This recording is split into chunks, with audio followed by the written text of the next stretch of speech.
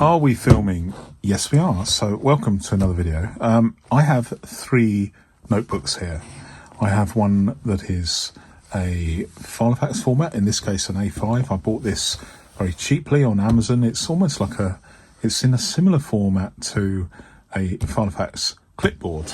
Clipboard, I mean clipbook, and much cheaper. So I think these are made in China, and you get the picture. I've also got an ARC notebook representing an A5 format disc-bound planner or notebook, of which there are many manufacturers making a similar thing. And then I have, in this case, this is a B5 notebook. It's kind of in size between A5 and A4, but I wanted to share with you this format in B5 because there's something interesting about this notebook in terms of how I roll. Just as a bit of detail, I bought this today in fact. It is a Tesco Home Office B5 notebook. It actually has, surprisingly, even though this cost £1.50, so very, very cheap, it gives much more information than you would expect to receive from, for instance, something at the other end of the spectrum, like a Moleskine notebook. You get more information here. So, interestingly, it tells you that this operation supports responsible forestry, which is good, I guess. Very, very good. 160-line pages, which is in effect 80 sheets, and it says 70 GSM. Interestingly, there are three languages here: Czech and Slavic, which are very, very similar. The wording is very, very, very similar. One of my subscribers alerted me to the fact that they're very, very similar. And here in the middle, we've got Hungarian. Interesting. But they were made in China for Tesco stores. Now, Tesco is just about the biggest. I think it's the biggest, or maybe the second biggest, mainly food stores, supermarkets, we call them in the UK. But they are in other countries to a certain extent too. But it is basically a cheap notebook, and this is what I wanted to share with you, because this is my investment is £1.50, and I want to show you something. So this is what I've done. I've used an old dashboard, and I've lined it up with the side and top, and then I've drawn in with this is a bit messy because I've used my favorite Pilot G2, which is probably not a good idea doing this because the ink doesn't dry straight away, and through capillary attraction it seeps under and messes up your dashboards. So it is better to use something. Have I got one done? Have I got one prepared earlier, as it were? So here we are. I've done this no mess at all Stedler Triplus or Triplus fine liner, and it says dry safe. So if you're going to do this sort of thing, make sure that you have a pen that is you can easily draw around and it dries very, very quickly, so that it doesn't make a mess of your dashboard. And to be honest, I think a pencil might be even better than this, but in this case, I'm using a Dry Plus. Okay, so why would I do this? What are the advantages of doing it like this? Well, one of the advantages, if you're going out, if you're taking maybe on a train, or you're in a cafe or a business meeting or something, a book like this doesn't attract much attention. So that is one advantage.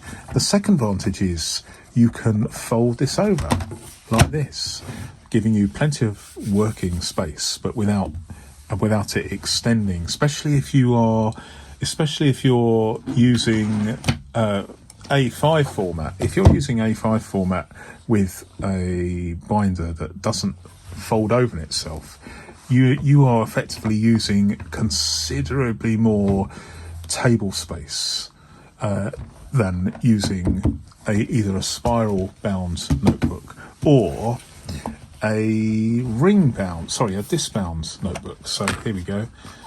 Let's just find an empty space. So there we go. So B5 is slightly bigger than A5. It's kind of halfway between A5 and A4, but I quite like this format for two reasons. I love this working space format like this. Now you get the picture.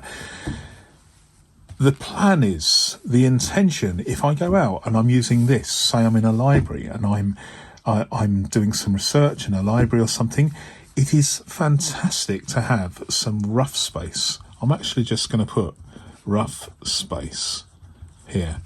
And there's all this rough space where I can do some calculations or check out my spelling or just jot down something that I need to remember, like let's just put milk. So I'm writing my journal, but I rather than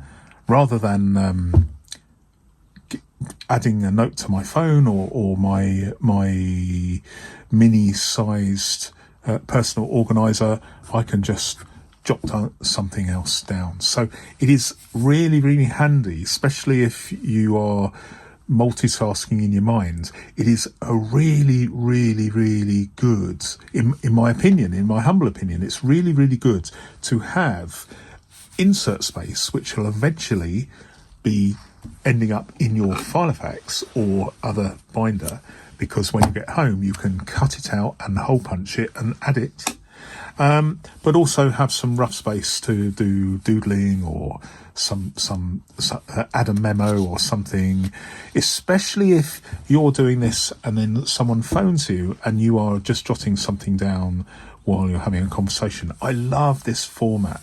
I absolutely love this format where you've got some working space and then you have your insert. And on your insert, you may be writing, who knows, whatever you are doing. Maybe you're writing your journal, or maybe you're writing a to-do list in a format that you like. For me, that format would be this. So I'm just doing this very, very. You know what I'm doing when I do this. So this is how I do my to-do list. So I'm using a grid square or a grid rectangle. So these are the things I have to do, and this is my working out. So this works very, very well for me if I'm in a confined space.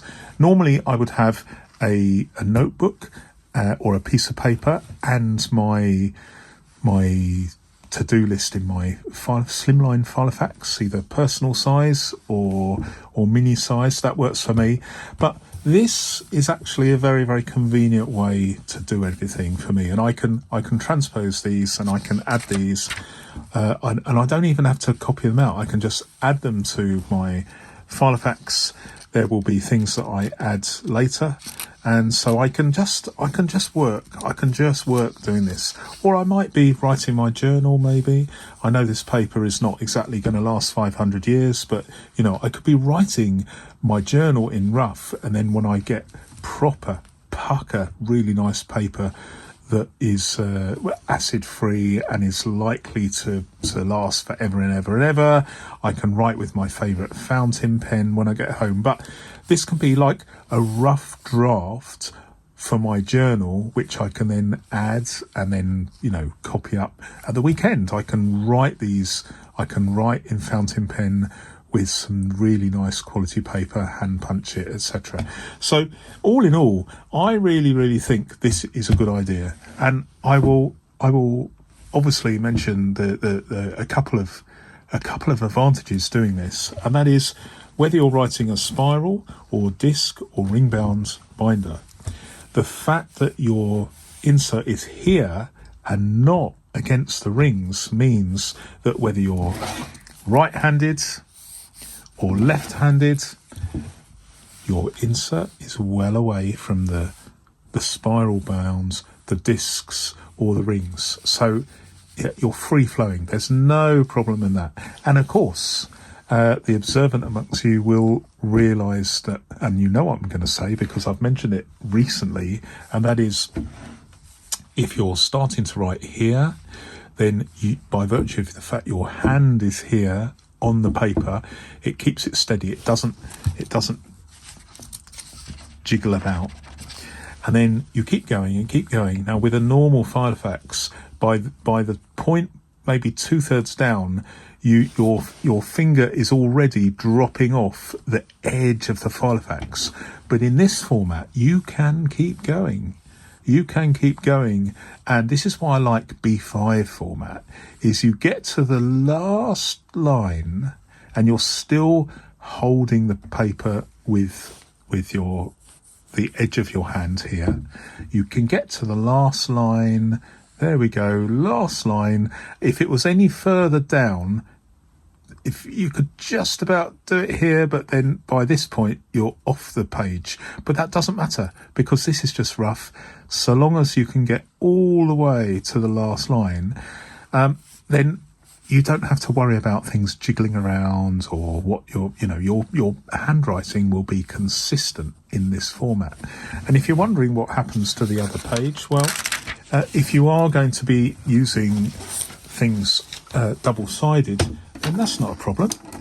Just take this with you, slip this in at the back of a notebook, a B5 notebook, and all you do is let's just make sure that I can just do this.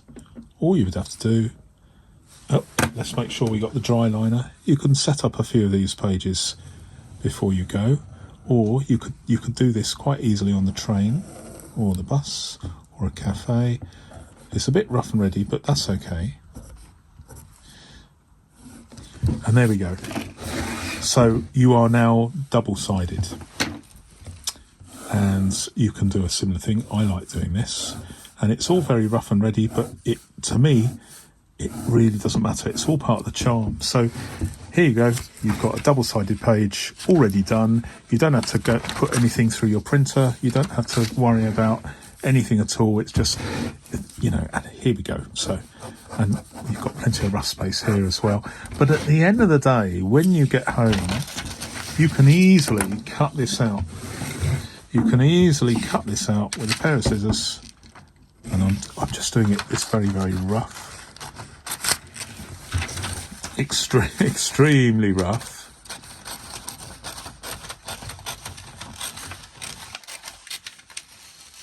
Okay, so you've got your insert that you can hole punch, and then you can just remove this, and then you're ready for another day. And I really like that.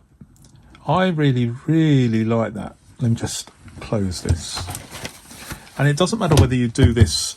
I actually prefer B5 spiral bound notebooks because they're very, very cheap. They're very, very cheap. Or you could do it. You could do it with a disc bound binder, although there's not really any point because this paper tends to be much, much, much considerably more expensive. Or you could use something like an A5 filofax, but there's kind of not really much point in doing this because if you're going to be using a filofax, you might as well use a personal filofax and write in it. The crucial advantages are that this B5 format, using a system that I've just described, where you are effectively using this area of the B5 for an insert that you can cut off, and then here you've got some rough space for some working out or some doodling or whatever. This format, for me, in a meeting, perhaps, or in a cafe, or so, on the move. If you are on the move, this is worthy of your consideration. Thanks very much for watching, and goodbye.